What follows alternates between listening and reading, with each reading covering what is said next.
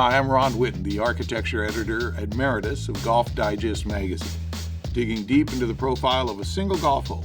Today, this is the 18th hole at Pebble Beach Golf Links in Pebble Beach, California, one of the great finishing holes in all of golf.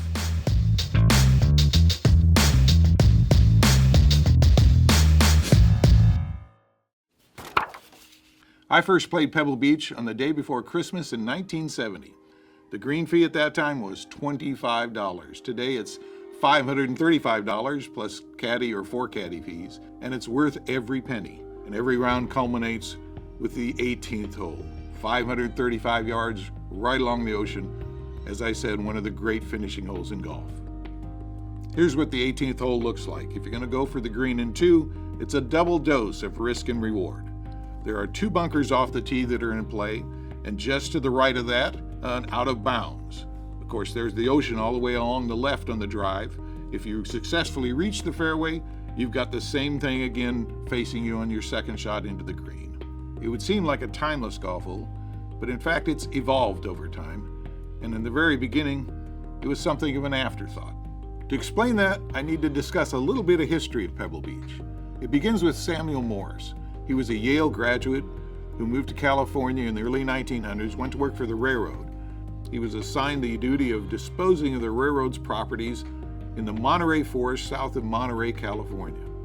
That included the Hotel Del Monte, a golf course next to it called the Del Monte Golf and Country Club, and about 3,500 acres of forest.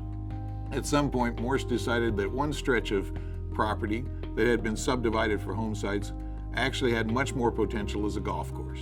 So he retained 2 amateurs to lay out the golf course, Jack Neville and Douglas Grant. They were both amateur golfers, but not necessarily amateur architects. Here's the routing they came up with. You'll notice that it's drawn over what's called a plat map. They routed several holes over roads, which didn't really exist yet. But as exciting as this routing is, I must admit they didn't take full potential of the property.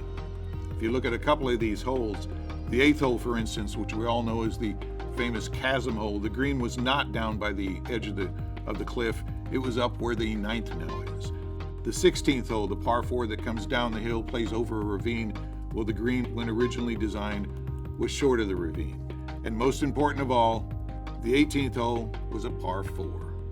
The tee was where it is now, on this, right behind the 17th green, and the fairway started where it does now. But the green was only 379 yards away.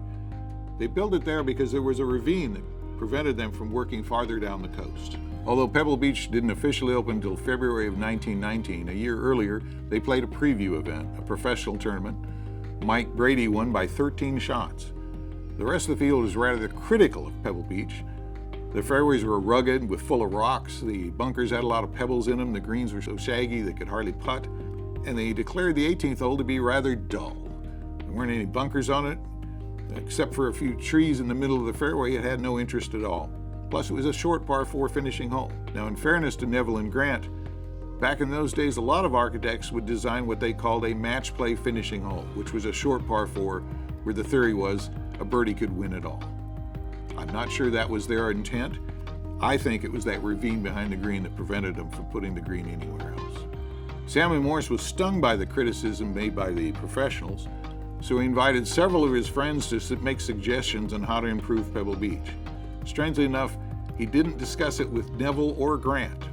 In 1920, English architect Herbert Fowler came to America in search of work, and he found a lot of it in California. Morse hired him to remodel the Hotel Del Monte course, and at the same time asked him to review the Pebble Beach course.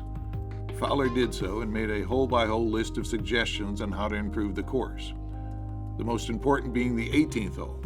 He wrote that if Morse would accompany him to the course, he would show him a new green site location some 200 yards away that would make a magnificent finishing hole.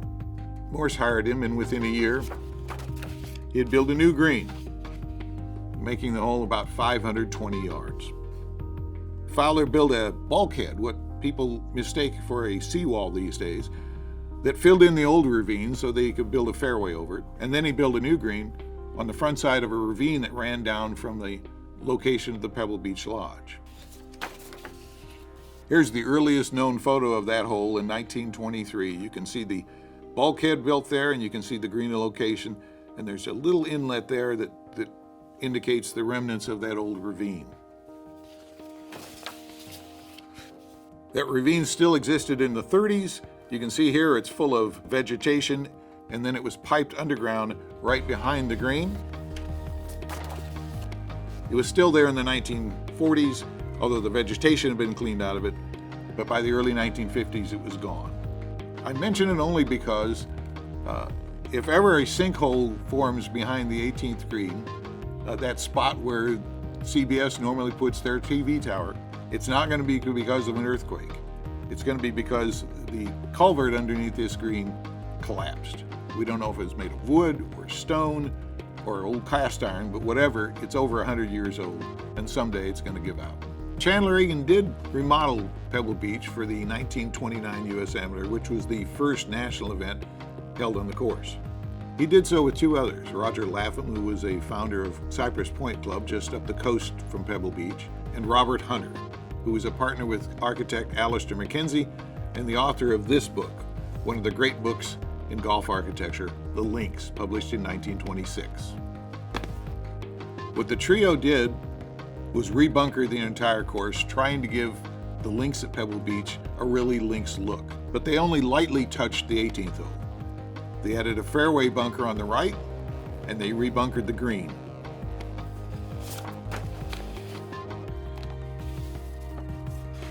Here's what the green on 18 looked like for the 1929 U.S. Amateur.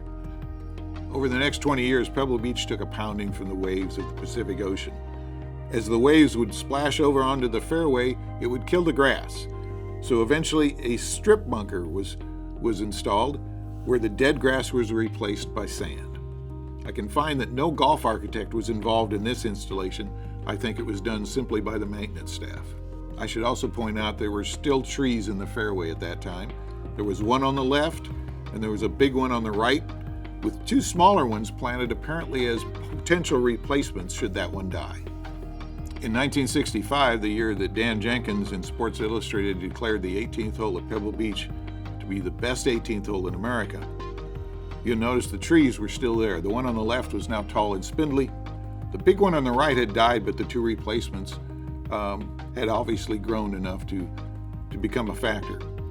The other big change in 1965 was the addition of out-of-bounds stakes to the right of this fairway bunker to protect new homes that were built along the hole. You'll also notice that the dunes-like bunkers that had once surrounded the 18th hole are gone.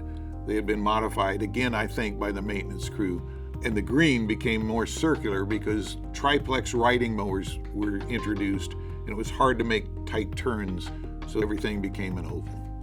By the 1990s, another 30 years of wear and tear had been added to the edge of the 18th hole, and Superintendent Ted Horton reported that the course was losing on average 3 inches a year to the sea, which doesn't sound too bad until he pointed out since 1950, 13 feet of the 18th fairway had dropped off into the ocean, including a big chunk that took this last pine on the left. So in 1997, Horton met with engineers to decide how to stabilize the coast along the 18th hole. They worked at both the tee and the green to build reinforcements. It was made of reinforced concrete and covered with an artificial rock veneer. That was then painted to match the color of the rock, and they were painstakingly etched in age lines and pockmarks using the tips of pencil erasers to make it all the more authentic. The old seawall that was close to the green was replaced by a new cantilevered one. It was 5 feet thick at the bottom, and portions of it reached 20 feet above the floor of the sea. At the same time all the reconstruction along 18 was happening, the Monterey Peninsula was invaded by pine bark beetles, which brought a fungus called pitch canker, and they started killing the Monterey pines in the forest. And over the next 10 years, nearly all the trees were decimated. In 1999, the big signature pine that sat right off the right front edge of the 18th green was struck by lightning. That cracked it open, it was invaded by beetles, and within 2 years, the tree was dead. It was cut down in August 2001. and the hole suddenly became a lot easier to play. For a time, they talked about maybe installing an artificial tree in its place, but instead, they found a suitable cypress tree of about the same size, 70 feet, over by the first fairway. We were there in August 2002 when they transplanted that cypress tree to 18. It took 80 workers, took a crane to hoist that 400,000-pound tree onto a flatbed truck, and then took 2 days driving the truck down the first fairway, the second hole, the third, down the 17th, and down the 18th fairway to the green, throwing plywood in front of the tires all the way down. An arborist had told them that the best chance of this tree surviving is if they planted it in the same alignment with the rising sun as it existed in its natural state by the first hole. So they stopped the truck periodically to slowly rotate the tree to keep it in alignment with the sun. When they finally got it to the pit, they took the big crane to drop it into the hole in about the same location as the old pine. The cost of that operation, $350,000. In 2005, those old pines that had been in the fairway off the tee also died, and they were also replaced by cypress trees using a more conventional tree spade. Cypress trees, by the way, are immune from the pitch canker fungus. Those two trees were planted some 30 yards farther down the fairway than the old pines, and suddenly the relationship between the fairway bunker and those pines was gone. In preparation for the 2010 U.S. Open, Thad Layton of the Arnold Palmer Design Company designed a new bunker nearly 300 yards off the tee, and when it was built, suddenly the relationship between those pines and the bunker had been restored. At the same time, Layton remodeled the greenside bunkers, and that's how the hole looks today. It's been unchanged since about 2010. For almost 70 years, the 18th hole of Pebble Beach was a genuine three-shot par 5. In fact, in the 1972 U.S. Open, only one person was able to reach it in two, and that was an amateur, Ben Crenshaw. But modern technology has now made it a reachable par 5. At the other end of the spectrum, the 2000 U.S. Open, in the final round Sunday, when Tiger reached the 18th hole, he led by 15 shots at 12 under par, and he had a chance to break Jack Nicklaus's then U.S. Open scoring record of 272 if he'd birdied the 18th hole. But instead, he hit a 5-iron off the tee, played another 5-iron, got on the green in 3, 2-putted for his par, and he settled for a 272 to tie Jack's record. Afterward, he was asked why he played so conservatively. He said, "I was really interested in having one round in the U.S. Open with no bogeys. And that was my intent. I didn't want to have a single bogey." I found it interesting that Tiger, when he reached the 18th hole at Pebble Beach, was more focused on not bogeying the hole than he was on birdieing it. Personally, I think that's the way all of us should play the 18th hole at Pebble Beach.